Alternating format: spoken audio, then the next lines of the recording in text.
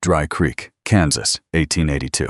Abel Stone sat beneath the warped porch roof of Nora Webb's inn with a tin cup cooling between his hands. At 58, he looked worn rather than dangerous. His gray coat had gone pale at the shoulders. His right knee stayed stiff beneath the table, and the revolver at his hip looked older than the young man standing 30 paces away. Fincade was 21. His boots were polished. His gun belt was new, and every soul along Main Street knew he had come to turn a stage trick into a real name. The wind rolled dust between them. A loose shutter knocked against the inn behind the livery. A horse stamped once and went still. Finn kept one hand near his holster. "Stand up, old man." Abel did not move. The silence bothered Finn more than an insult. The young gun watched Abel's shoulders, then his hands, then the pale scar below his left eye. Abel watched only Finn's face. Across the street, Hoke Bar stood in the doorway of his grain warehouse. He had come outside smiling, but the smile vanished when Abel turned his head. Nora saw it. At 43, she had learned which men lied with their mouths and which lied with their eyes. Hoke's eyes had just told her something he never meant to reveal. I knew Abel Stone, and he was afraid of him. Finn shifted his weight. "I heard you were fast." Abel raised the cup and drank what remained. "You heard wrong." Finn's thumb touched the hammer. Behind the inn, black smoke rose above Nora's western wheat field. She smelled lamp oil before she saw the flame. Then came the dry crackle of stalks, catching one row after another. Nora stepped onto the porch. Her gaze moved from Finn's hand to Abel's stillness, then past them to the darkening sky. The wheat was her winter money, her loan payment, her home. If the fire crossed the field road, she would lose all three before sundown. "Abel," his eyes lifted. "That's my Westfield." For the first time, Finn looked away from the old man. For the first time, Hoke Bar took one step backward. No one on Main Street moved. The name Nora had spoken hung between the warehouse and the porch. Finn had come to Dry Creek looking for a man worth challenging, but the fear on Hoke Bar's face told him he had found something more dangerous, a man who had spent years making certain. Nobody knew who he was, the name beneath the dust. For one breath, nobody moved. Then Nora ran. She seized the water bucket beside the hitching rail and shouted toward the stable. "Wet the sacks. Cut a fire break before the wind turns." The spell on Main Street broke. Men came out with shovels. A boy dragged rope from the livery. Finn remained in the road, still watching Abel, as if the old man mattered more than the smoke rising over the western field. Abel set down his cup. "Bring that wagon." Finn almost refused. Then a gust carried burning chaff across the road, and Nora's wheat ignited in a second line. They reached the field beneath a sky turning copper with smoke. Flames crawled through the dry stalks, quick as water finding a ditch. Nora drove a plow team along the eastern edge while Abel walked beside the horses, one hand on the bridle, forcing them steady through the heat. Finn beat at the flames with a soaked grain sack until his polished boots turned black with ash. Nobody praised him. Nobody looked at his gun. By the time the fire struck the strip of earth Nora had cut, half the western field was gone. The rest still stood. Nora climbed down from the plow with soot across her cheek and blood on one palm where the rains had burned through her glove. Abel reached for her hand. She pulled it back. "You don't get to come home because something caught fire." His face stayed still, but his injured knee bent beneath him. "I know." A slow clap came from the road. Hoke Bar stood beside a black wagon, his coat clean, his boots untouched by ash. Two warehouse men waited behind him. "Terrible loss," Hoke said. "Lucky I can still offer cash for what remains." Nora looked over the smoking field. "At half price." "At the price damaged wheat brings." Hoke unfolded a paper. He claimed the Webb farm owed storage fees from 2 previous seasons. He would erase the debt if Nora signed over the wagon road crossing her land, the only firm route to the railroad siding. Abel watched Hoke's fingers, not the paper. There was lamp oil on one cuff. Nora saw Abel notice it. Hoke saw her notice him. The three of them stood in the settling ash, each holding a different piece of the truth. Hoke gave Nora 3 days. After that, the last freight train of the week would leave Dry Creek without her wheat. When Abel looked toward the burned fence line, he found hoofprints leading away from the fire. They ended beneath Hoke Barr's wagon, the man who would not draw. By morning, the hoofprints were gone. Someone had raked the road before sunrise, leaving only smooth dirt beneath Hoke Barr's wagon shed. Abel said nothing about it. He sat behind Nora's inn with a broken wagon wheel braced between his boots, shaving a new spoke with a draw knife. Finn found him there. The young man's black coat still smelled of smoke, and ash had dried in the seams of his polished boots. "You knew I would follow you," Finn said. Abel tested the spoke against the empty socket. "I hoped you would follow the fire instead." Finn's jaw tightened. Men in Dry Creek had begun whispering Abel's name before breakfast. A railroad lawman who had guarded payroll cars. A man who had walked away from ambushes. Other officers never left. The stories disagreed on everything except one point. Abel Stone had once been fast. Finn stepped into the yard. "I make my living with a revolver. You make your living where people paid to watch. That still takes speed." "It does." The answer robbed Finn of the insult he expected. Nora stood in the kitchen doorway, wrapping her burned palm in clean cloth. She did not interfere. Finn moved his hand nearer his holster. One draw, no tricks. Abel laid the spoke across his knees. "If you win, you will spend the next year looking for someone harder to kill. And if I lose, you may finally ask why you came." Finn's face changed, only for a second. Then he backed into the open yard. Abel rose slowly, favoring his right knee. Money gave Finn room. High gave him silence. High gave him one final chance to leave. Finn drew. Abel's revolver cleared leather. Without hurry, anyone could see. The shot struck the metal guard of Finn's pistol and tore it from his hand. Finn's bullet buried itself beneath the water trough. The whole thing ended before Nora's bandage slipped from her fingers. Abel lowered his weapon. Then he put it away. No threat. No celebration. He crossed the yard, picked up Finn's revolver, and offered it back first. Finn stared at the gun. "You could have killed me." "Yes. Why didn't you?" Abel's eyes moved toward the western field, where black rows cut through the standing wheat. "Because being able to do a thing is not the same as having reason to do it." At the far end of the alley, Hoke watched from beside his warehouse. He turned to one of his men. "Burning one field won't be enough now. Hands that knew how to work." Finn did not leave Dry Creek. Pride kept him there after good sense told him to ride. By noon, Nora had put a grain sack on his shoulder and pointed toward the shed. "If you mean to stand on my property," she said, "you can earn the ground beneath your boots."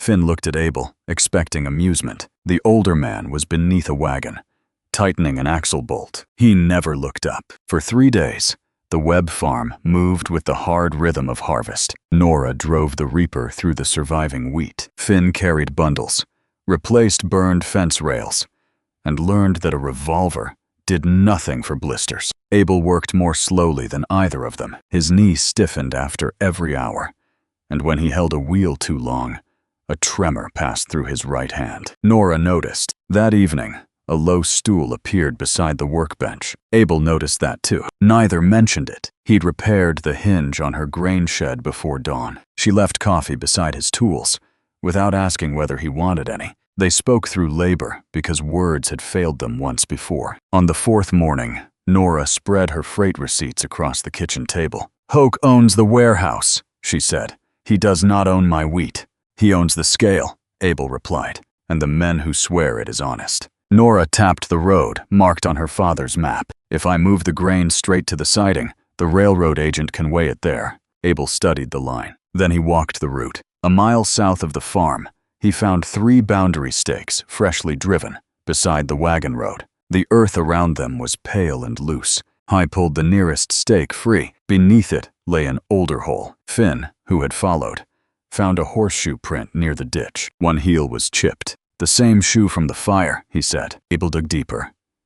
With his knife, metal scraped beneath the soil. He uncovered a rusted survey plate, stamped with the railroad company's mark. Hoke's stakes had shifted the boundary nearly 40 yards, enough to place the road under his claimed control. Nora arrived carrying the old map. She compared the plate, the road, and the false stakes. Her face went still. "The station record says Hoke owns this strip." Abel wiped dirt from the seal. Then someone changed more than the stakes. A rider appeared on the ridge behind them. He watched Abel raise the plate into the sunlight. Then he turned his horse toward Hoke Barr's warehouse, the signature she never wrote. The rider reached Hoke's warehouse before Nora and Abel returned to town. By the time they entered the station office, Hoke was already waiting beside the clerk's desk, with a folded document in his hand. Nora placed her father's map on the counter. Abel set the rusted railroad survey plate beside it. This road was marked before Barr owned a warehouse, Nora said. Hoke unfolded his paper and surrendered 2 years ago. The document carried Nora Webb's name. It granted Hoke control of the wagon road, crossing her land, and listed the surviving wheat crop as security against unpaid storage fees. Nora read the signature once, then again. The room seemed to narrow around her. That is not mine. Hoke smiled without warmth. It resembles yours closely enough for the county. Nora pressed one finger against the last letter of her name. I close the W upward. My father taught me that when I was 6. Whoever wrote this dragged it down. The station clerk looked away. Abel noticed. On the wall behind him hung freight schedules, weight tallies, and copies of agreements the farmer in Dry Creek was ever allowed to keep. Nora opened her ledger and laid 3 years of receipts beside Hoke's claim. The numbers did not agree. Every load weighed less after entering Barr's warehouse. Every shortage favored the same man. Abel looked toward the farmers gathered outside the office. If this paper stands, he said, he does not just own Nora's road. He decides whose wheat reaches the railroad. Silence moved through the doorway. One farmer removed his hat. Another stepped back. They had families, loans, and wagons already waiting beside Hoke's scale. Hoke knew fear did not need to be shouted when hunger could speak for it. You have until the freight train leaves, he told Nora. After that, your crop belongs to the debt. Outside, Finn waited beneath the awning. Hoke found him there after sunset. He placed money in Finn's palm and promised another chance to face Abel before the whole town. Finn did not ask why Hoke needed to know which road Nora would test before dawn. He wanted the rematch badly enough to mistake a warning for an opportunity. The creek road, Finn said. Hoke closed Finn's fingers over the coins. Then he set a can of lamp oil on the warehouse table. The road that burned. Before dawn, Nora loaded 12 sacks onto the light wagon. Not enough to save the farm. Enough to prove the creek road could carry wheat to the siding. Abel climbed beside her without fastening his coat over the revolver. Finn followed at a distance, keeping to the cottonwoods where the road bent toward the dry creek bed. I expected Hoke to stop the wagon. I expected shouting. I expected Abel to draw. Instead, 2 riders rolled a freight cart across the narrowest part of the road. A third man stepped from the ditch with a lantern. Nora pulled the team short. This road crosses my land. Not anymore.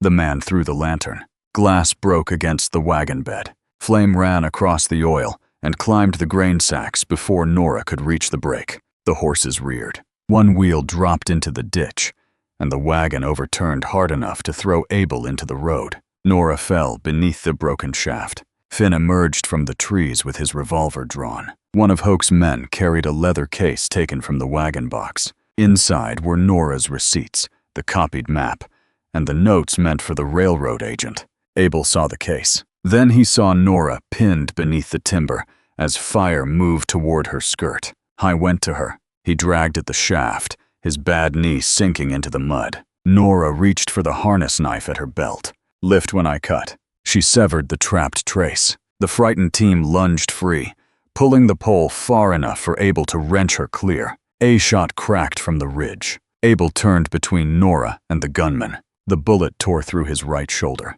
Finn had a clear line on the shooter. His finger tightened, then stopped. The man fled with the leather case while Finn stood frozen, learning how different a target looked when no crowd had paid to watch. The wagon burned to its iron rims. So did Nora's documents and 12 sacks of wheat. One receipt had fallen into the road. Abel picked it up with his left hand and walked back toward town, bleeding through his coat. At the station office, before the farmers, the clerk, and Hoke Barr, he signed a formal complaint. Abel Stone, he said, former railroad lawman, witness to the Webb Road Agreement. The room went still. He had spoken the name he had spent years burying.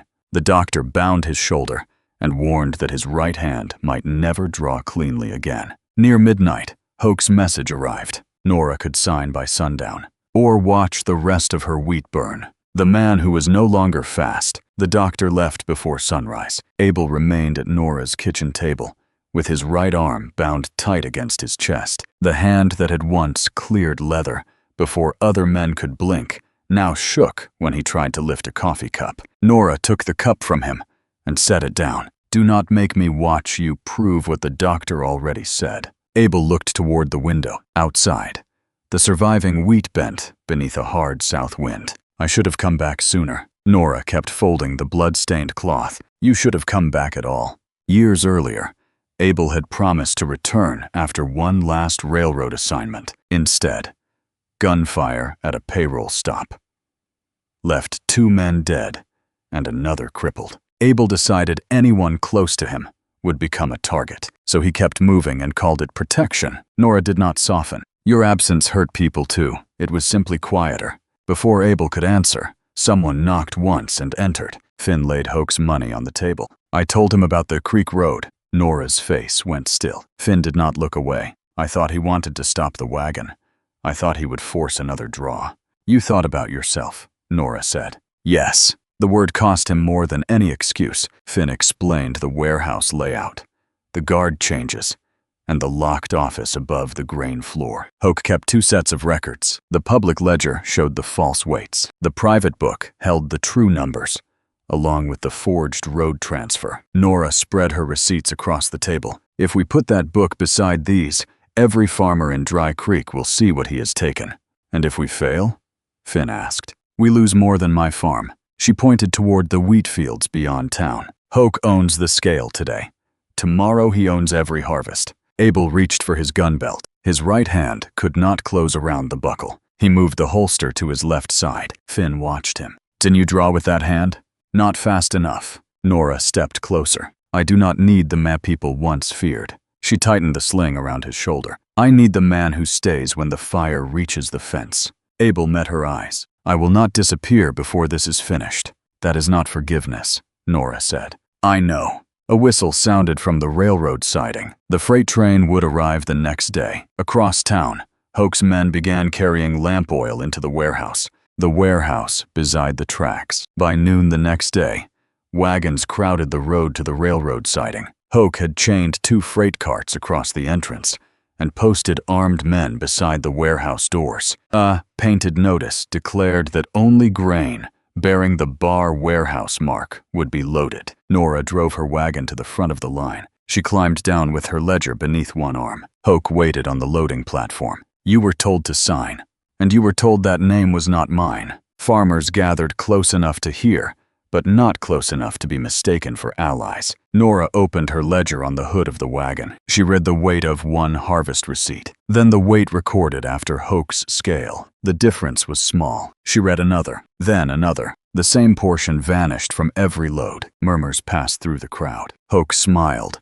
as though numbers could not harm a man with armed guards. "Receipts prove only that grain settles. Not by the same percentage for 3 straight years," Nora said. While every eye stayed on her, Finn slipped through the rear door of the warehouse. Abel stood below the platform, with his coat buttoned over the revolver on his left hip. Hoke saw the altered position. Something pleased him. "You finally slowed down." Abel looked toward the warehouse windows. Slow men still notice thieves. Inside, Finn climbed to the office above the grain floor. He found the private ledger beneath a loose board and the forged transfer inside Hoke's desk. Footsteps sounded on the stairs. Finn seized both books and turned. One of Hoke's men blocked the doorway. They struck the railing hard enough to shake dust from the rafters. A lantern fell from its hook. Oil spread beneath the stacked sacks. The flame began as a blue line. Then the wall caught. Finn knocked the guard aside and ran for the stairs.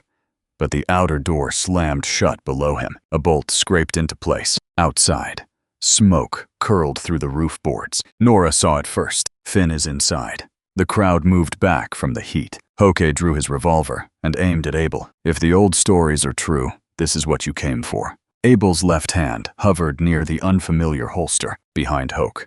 Fire climbed the warehouse wall. From inside came 3 heavy blows against the locked door. Hoke smiled. Draw stone. He cocked the hammer. Or let the boy run like a coward. A different reason to draw. Hoke's revolver stayed level with Abel's chest. The warehouse door shuddered again behind him. Smoke rolled beneath the eaves. Abel's left hand moved toward the unfamiliar holster. But he knew the truth before his fingers touched leather. I was too slow. Nora did not wait for him to become the man he had once been. She climbed onto her wagon, snapped the reins, and drove straight at the freight carts blocking the warehouse yard. The team struck the barrier hard. Wood split. One cart rolled sideways, opening a narrow path to the loading platform. Nora swung the wagon around and looped a chain through the handles of the locked warehouse doors. Pull! The horses leaned into their collars. The chain tightened. Inside, Finn kicked through the office rail and dropped to the grain floor with the private ledger beneath his coat and the forged transfer clenched in one hand. Fire crawled over the sacks between him and the door. A station worker lay pinned beneath a fallen beam near the wall. Through the smoke, Finn saw Hoke outside. One too clean shot could end everything. It could also give Finn the name he had wanted since the day he first strapped on a gun. The warehouse doors tore from one hinge. Daylight broke through the smoke. Finn turned away from Hoke. He dropped the papers beside the opening, ran back into the fire, and lifted the beam from the trapped man. Outside, Hoke saw the ledger slide across the dirt. He fired at Abel. The bullet struck the wounded shoulder and spun Abel against the platform post. Hoke raised the revolver for another shot. Nora reached him first. She struck his wrist with the heavy handle of her driving whip. The gun fired into the roof. Abel drew with his left hand. Not fast, not clean. Fast enough because Nora had bought him the second he needed. He knocked Hoke's revolver away and forced him face down against the boards. Farmers who had stepped back all morning now moved forward. They found the forged transfer, the private ledger, and Finn crawling from the warehouse with the station worker across his shoulders. By sunset, the warehouse roof had fallen. Much of Dry Creek's wheat burned with it. Abel's right hand would never close the same way again. Finn stood beside the blackened tracks and watched Hoke being bound. Did he deserve to die? He asked. Abel looked at his useless hand. Maybe. Then he looked toward Nora, standing in the ash beside what remained of her harvest. But that does not mean we had to become the men who killed him. The south fence. Hokebar left Dry Creek in a guarded wagon. The private ledger and forged transfer went with the county deputy. They were enough to preserve Nora's road and free the farmers from Hoke's contracts. They were not enough to bring back the wheat. For several days, Dry Creek smelled of wet ash and scorched grain. The townspeople cleared the siding, repaired the road, and raised a temporary platform from boards beyond the fire line. No one called it victory. Winter would still be lean. Debts would still come due. Some families had lost half a season in one afternoon. Finn helped until the last burned beam was dragged from the tracks. On the morning he left, he found Abel beside the stable, trying to buckle his gun belt with one hand. Finn held out the revolver Abel had once knocked into the dust. I do not know what to do with it now. Abel checked the cylinder and offered it back. Grip first. Carry it if you must. Finn hesitated. And if I meet someone faster? Ask why you need to draw before you ask how fast he is. Finn took the revolver. He rode north without challenging anyone on Main Street. Nora watched him disappear, then returned to the yard where Abel's horse stood saddled. Abel tightened the final strap slowly. The road is open, he said. So it is. Hoke is gone. For now. Neither spoke about the years between his promise and his return. Some absences were too large to forgive in a single week. Abel gathered the reins. Nora looked toward the surviving wheat, pale gold beyond the blackened strips. The south fence is still down. I glanced at her. That sounds like work for a younger man. It sounds like work for a man who said he would not disappear before this was finished. The wind moved through the yard. Abel looked toward the northern road, then toward the inn. He had removed the saddle from his horse. That afternoon, he hung his gun belt on a nail inside the tool shed and carried fence posts to the southern field with his left hand. Nora did not thank him. She brought 2 cups of coffee to the porch at sundown and placed one on the empty chair beside her. Abel came after. The light had begun to fade. Beyond the road, burned earth lay between rows of wheat that had survived. Nothing had been restored completely. Nothing important remained unchanged. In the stable, Abel's horse stood through the night without a saddle, and for the first time in many years, so did Abel Stone. Thank you for staying with Abel, Nora, and Finn to the end of this road. Their story reminds us that courage is not always found in the fastest hand, but in the choice to protect, forgive, and remain when leaving would be easier. If this journey through Dry Creek moved you, share your thoughts in the comments and tell us which moment stayed with you most. Subscribe for more cinematic Western romance and frontier survival stories about honor, sacrifice, justice, and second chances beneath the wide American sky. Disclaimer: this is a fictional Western romance story inspired by life on the 19th century American frontier. Characters, events, dialogue, and dramatic situations are created for storytelling purposes. Historical settings and cultural details are researched for authenticity.